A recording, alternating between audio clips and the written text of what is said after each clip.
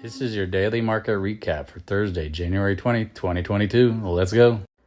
This is Dan Max at EXP Realty, aka the Trading Agent, and this is my stock, Bitcoin, gold, and silver daily market recaps. Please subscribe if you like what you see. Thank you.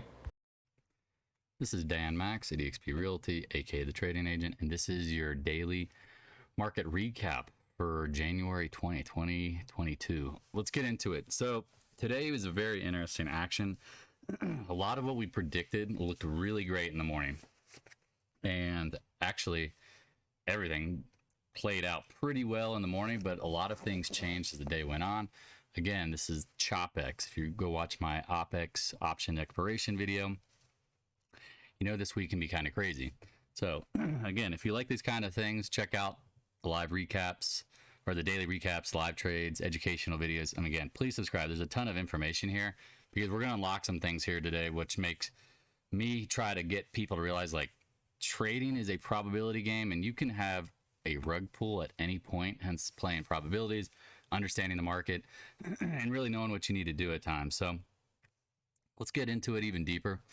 So today, action, I think, was predicated up early to get people to kind of unwind their puts, and then the market took another leg down. And one of the things that the market dropped on today, which to me ultimately I think is very fishy, if you read my last comment at the bottom there, is I just want to point out that the selling act increased in the past hour following a report that the Wall Street Journal indicates the U.S. has given approval for Estonia, Lithuania, and Latvia to send U.S.-made weapons to Ukraine. Again, still fighting the sinus infection. It is what it is at this point. So at this point, I don't know. Ukraine takeover, it's not going to happen. I always tell people, it always seems very obvious that when bond yields start rising, all of a sudden a military conflict breaks out. Nothing necessarily has to break out, but just the jawboning. And so at this point, that headline took the market down and it got people selling. But let's see what happens tomorrow. And when you see the charts, hopefully, if you're not sticking around to see everything as it's happening in these charts, I mean, you have to see the bigger picture. Looking at one chart doesn't tell you everything. You have to look at the market as overall picture, and you have to look at all the different pieces. So let's get into it. Bitcoin, again, I think it's a big cup and handle. We'll talk about it, the 39, 40,000 level. If it doesn't break this trend line, then it's probably stuck. I mean, as you can tell, we called the bottom here on this action. It popped. Well, look what's happened, backing up. Lighter volume retest. I mean, if you are bullish, that's what you want to see. So let's just keep it that simple. Sometimes that's all you really need to see.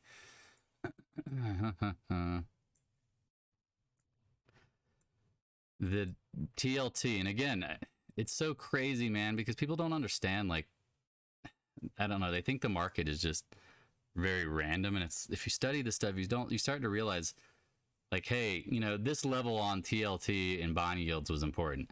All of a sudden we make a lower low, and guess what? We hit support area, big VAP zone.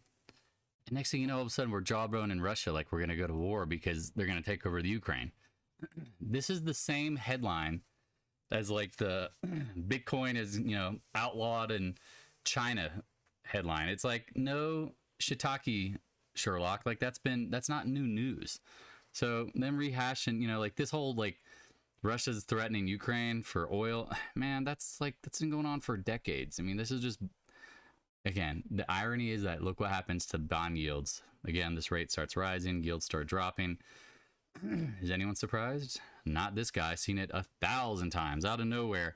All of a sudden, there's a bombing in Syria. There's action in Iran. There's provocation between India and China. Something happens in the, Europe. Something happens in Central America. I mean, it's literally, you can check the clock on it. It's just a joke. I mean, we're not going to go to war. And if we do, like, have your stops. I mean, that's all you can do at this point. I mean, the probabilities of war are low. So let's just put it at that. The dollar. What do we say? Held the 100-day. Probably going to hit this confluence. We hit it. The VIX. Bulls got some wins today. We talked about needing to get over the 24 area. They got it. Maybe we're coming into this old downtrend and retesting this 27 area. Again, Netflix after hours had I don't know, their earnings numbers don't even matter. I always tell people that, like, you're trying to gamble on the future projections based on the last quarter's results. It's just stupid, you know, like trade the results, wait for it to go up or down and trade accordingly. But man, people are just, I feel like they need a trade beforehand and gamble. And it's like, man, the easy trade now is to let it see what happens. Now, again, if the market has a little weakness on the open Friday, I would keep and watch, keep an eye, because just check out the levels. Like, this stuff is really going to matter here. The SPY. Now, this is getting interesting to me because if you look at the longer term charts, you can see like this area is previous highs and lows in the 450s. I mean, it's maybe clear to some people, but what do we say? If we can't clear this range, 200 days probably coming. In my mind, again, trying to keep it real simple. This range, let me extend this out. The gap feels right. Oh, I apologize. Man, this thing is, let's get it right. That to me is your downside. I still think the options game will pop this later in the week, unless the market makers got people to unload their calls or you know, buy calls, and then they can drop it after the morning action. I didn't pay attention as much as I should be today because got things going on. But again, stops did their job, sold cover calls on some minor stuff, held out. Now, this is ultimately the culprit because what have we said? Like a lower high and lower lows on the Qs. That's the weakness. Mid-January seasonality weakness, potentially. OPEX usually should pull back some. Watch this area, filling the gap. I mean, 360, I don't... Again, this is a lot of down too fast. Anytime you get a lot of down too fast, you get a bounce. You get a bounce. So, same thing if you get too much up, you get chop. So, keep in mind, I would be... If I am shorting the market, are you expecting an ultimate meltdown?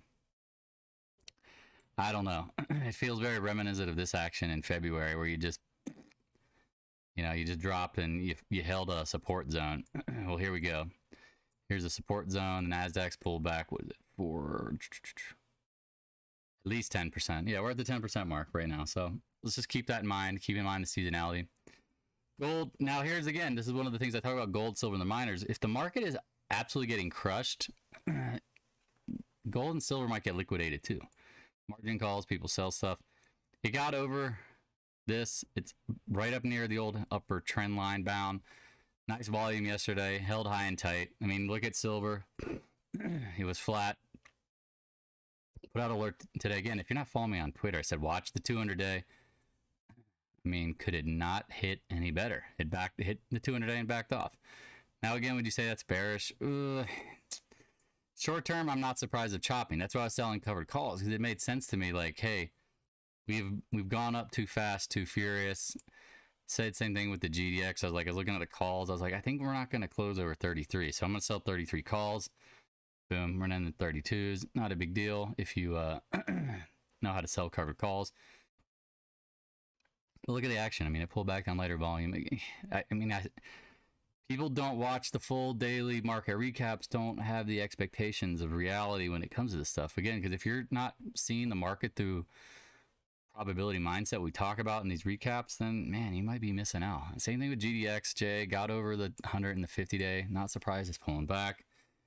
Good old AG. I mean, this thing was ripping at one point and was looking at it going, 100-day. Look what backed off. Now again, I don't think it's bearish. It's just backfilling. I mean, people freak the fuck out. Excuse my language, but that's what they do. They don't realize.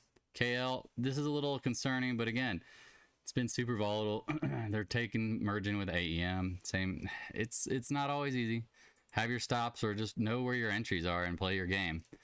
PAAS. Again, this doesn't look that bad to me. Just getting up to the 50-100 day.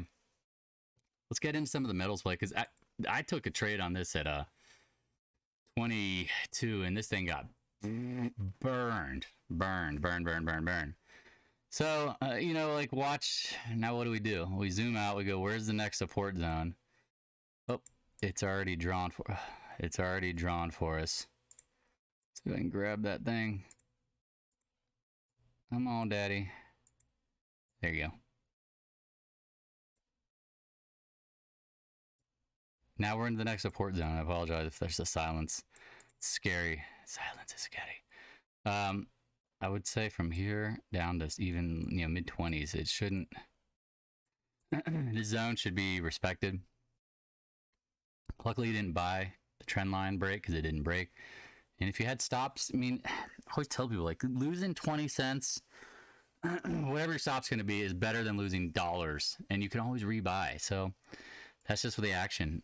Wait for a 20 area. Just watch. I'm sorry, I skipped too fast, too furious.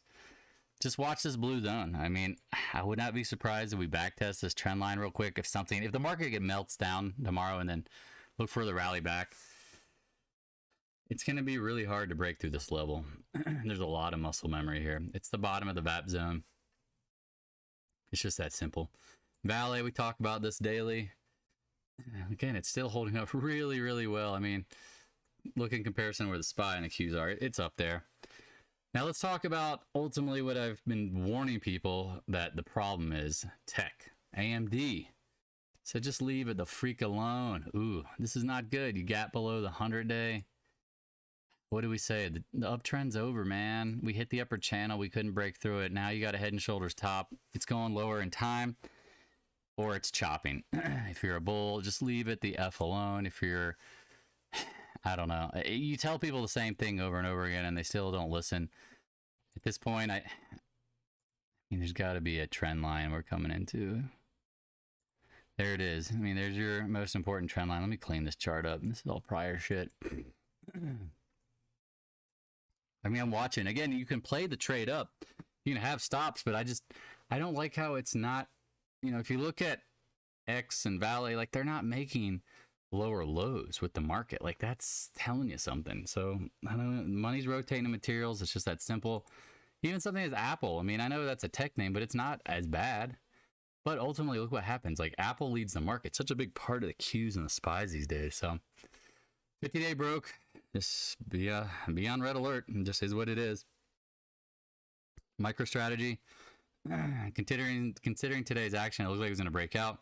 Just came back to where it closed. Watch the 450s. Nothing really to say other than that.